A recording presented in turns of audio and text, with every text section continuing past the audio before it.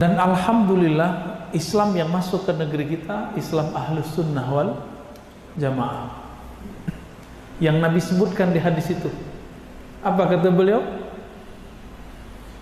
Kulluhum finnar illa firqah wahidah. Semuanya nanti masuk neraka kecuali satu. Siapa mereka? Kalimatnya bukan Ahlus Sunnah wal Jamaah.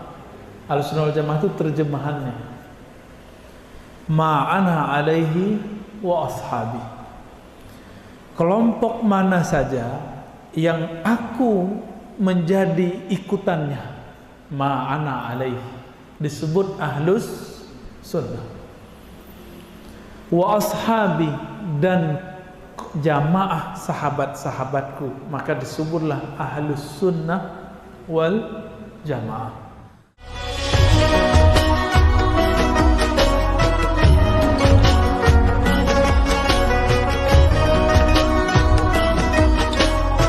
Yang sadar kembali mengenai pentingnya menghidupkan, merefresh kembali akidah Ahlus Sunnah. Suatu kali Nabi SAW berfirman, hadisnya sahih, riwayat Imam Tirmizi, ada yang semakna dengannya dalam hadis Imam Abu Dawud. Imam Tirmizi ini murid terbaik Imam Bukhari. Namun karena di kitabnya ada beberapa hadis yang dhaif, karena beliau tidak hanya meriwayatkan hadis dalam pengertian riwayat dari fulan, tapi juga meriwayatkan amalan. Jika amalannya sahih, walaupun hadisnya dhaif, beliau riwayatkan di situ. Akhirnya kitab itu secara ilmu riwayat turun derajat, tapi secara kualitas sangat luar biasa. Nama kitabnya Al-Jami' As-Sahih lil Imam At-Tirmizi. Belakangan dikenal dengan Sunan Tirmizi. Ini bukan Sunan Kalijodo ya. Kalijogo. Enggak, ini Sunan jamak dari sunnah. Sunan jamak dari sunnah. Disebutkan di situ bahwa Nabi sallallahu alaihi wasallam mengatakan telah terpecah ahli kitab kepada 71 sampai 72 golongan.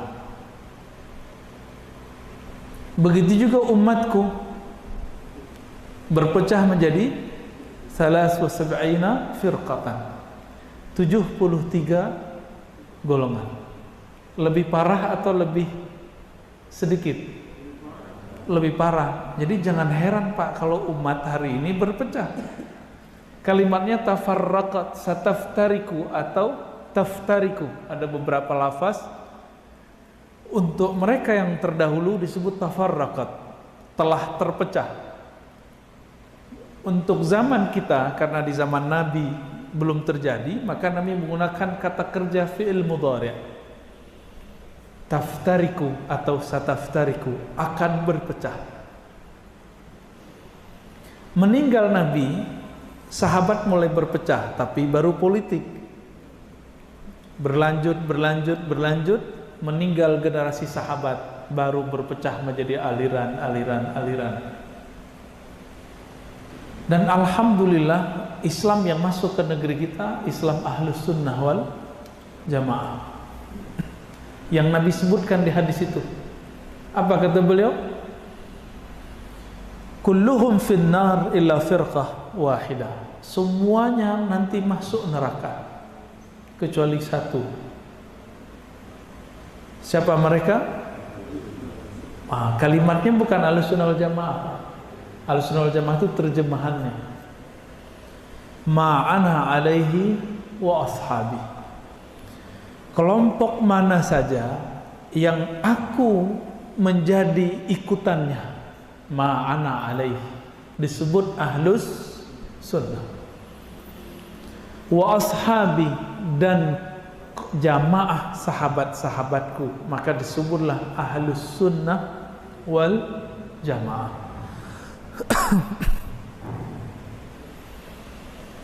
Dalam hadis Imam Abu Dawud, Nabi ditanya, siapakah mereka wahai Nabi? Tapi di riwayat Abu Daud ini langsung aja ya. Illal jamaah, ala wahiyal jamaah, begitu. Ketahuilah satu kelompok itu adalah al-jamaah.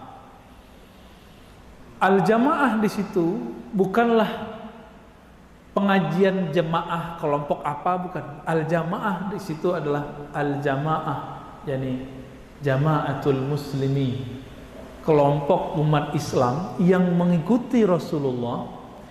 Jika mereka tidak ketemu Rasulullah, maka mengikuti sahabat Rasulullah.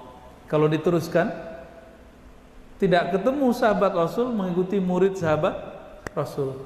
Itu maksud Nabi menyebut aku dan sahabatku, supaya suatu saat nanti jika ada orang mengaku-ngaku kami ikut Nabi, ditanya mana silsilahmu. Sebagaimana jika ada orang ngaku saya Habib, saya Sayyid, saya Syarif, tinggal ditanya mana silsilahmu, gitu. Kalau silsilah kita cukup ditanya kamu dari pesantren mana, itu cukup, Pak. Wah, jangan disebut, Pak, karena yang dulu sama sekarang berbeda ya, yang Bapak sebut barusan itu ya. Jangan asal masuk pesantren. Pesantren sekarang udah kesusupan juga. Pesantren kesusupan kok bisa? Ya wallahu alam, itu urusan yang punya pesantren. Yang mengkhawatirkan sekarang di negeri kita, pesantren-pesantren tertentu sudah memasukkan akidah yang di dalamnya ada takfir dan tabdiyah, mengkafirkan dan membid'ah-bid'ahkan. Judul kitabnya Kitabut Tauhid, yang nulis masih hidup salah satu tokoh namanya Saleh Fauzan. Maka tanya itu, Pak, mau masukin anak ke pesantren, tanya dulu kitab tauhidnya apa.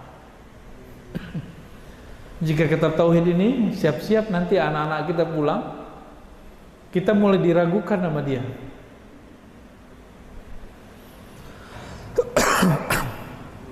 Maaf, ini belum istirahat dari kemarin, Pak. Bismillah. Full dari subuh ketemu subuh lagi.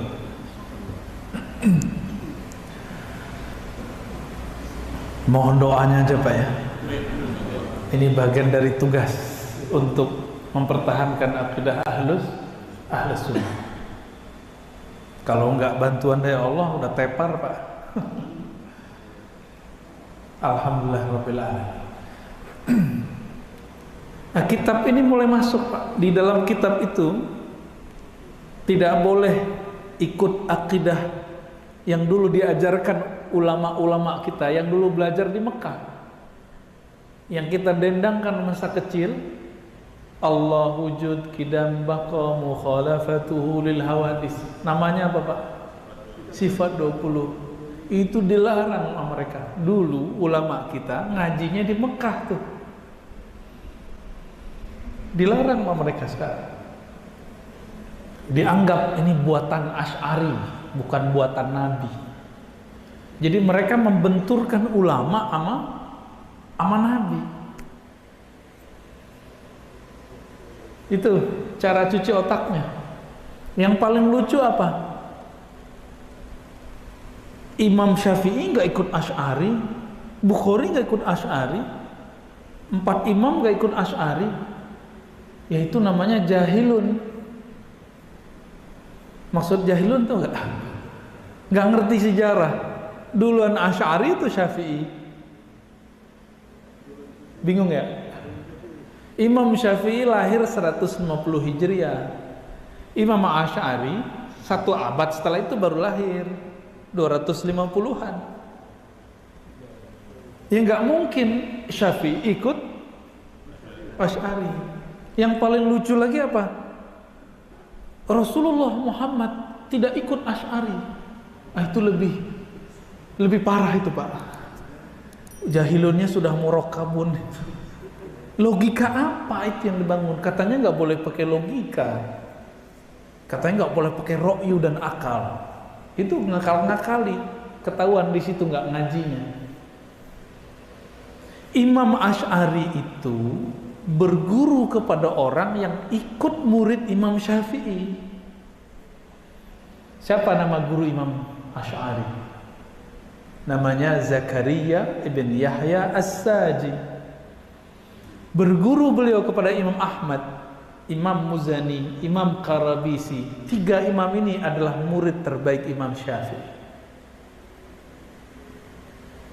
Jadi Imam Asy'ari itu ikut akidah Imam Syafi'i.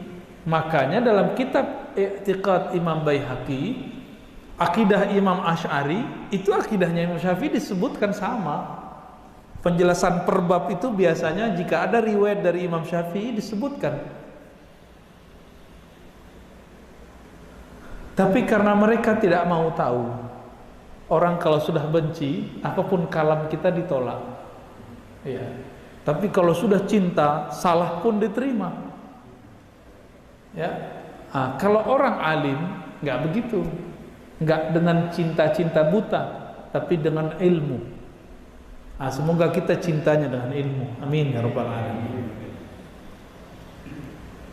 Hadisnya cuma berbicara begitu, Pak. Ma'ana alaihi wa ashabi. Nah, diklaim oleh mereka ikut imam tidak boleh. Yang boleh cuma ikut Nabi.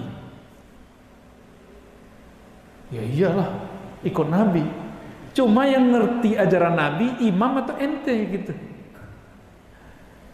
Imam atau kitab? Imam, karena kitab itu yang nulis imam. Gak boleh ikut Imam Syafi'i, gak boleh ikut Asy'ari, ikutnya Sahih Bukhari. Lah Sahih Bukhari kitab siapa? Kitab Imam Bukhari. Tuh jawab pinter, Pak.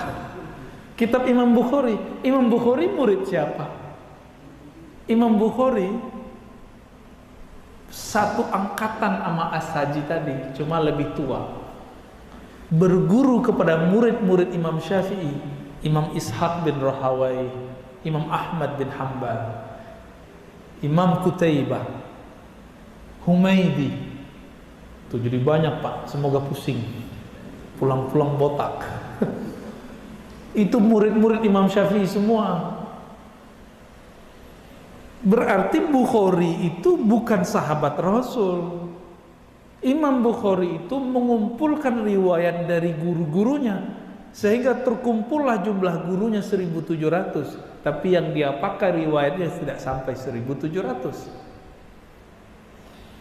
Imam Bukhari jaraknya dengan Nabi jauh sekali. Beliau lahirnya di akhir abad kedua, tahun 190-an, Pak. Kira-kira 194. Perkiraan, dulu kan gak ada KTP, gak bisa dicek di Dukcapil. Jadi ulama memperkirakan 194 lahir nih. Nabi wafat tahun berapa? Tahun 11. Makanya sekelas Imam Bukhari, supaya sah ilmunya Ahlus Sunnah, beliau mencari guru supaya terhubung kepada Rasul 1700. Supaya terhubung kepada Rasul. Sekarang mereka muncul mengatakan tidak boleh ikut guru, tapi guru dia boleh. Ya, nggak boleh ikut pendapat Ar-Razi, tapi pendapat Ustadz Fulan-Fulan aja. Ya, katanya ikut sunnah. Sahih Bukhari pun tidak pernah khatam. Katanya ikut sunnah. Sunan Tirmizi pun dia tentang. Jadi nggak punya kaidah yang sahih, yang istiqomah, yang konsisten tuh nggak ada.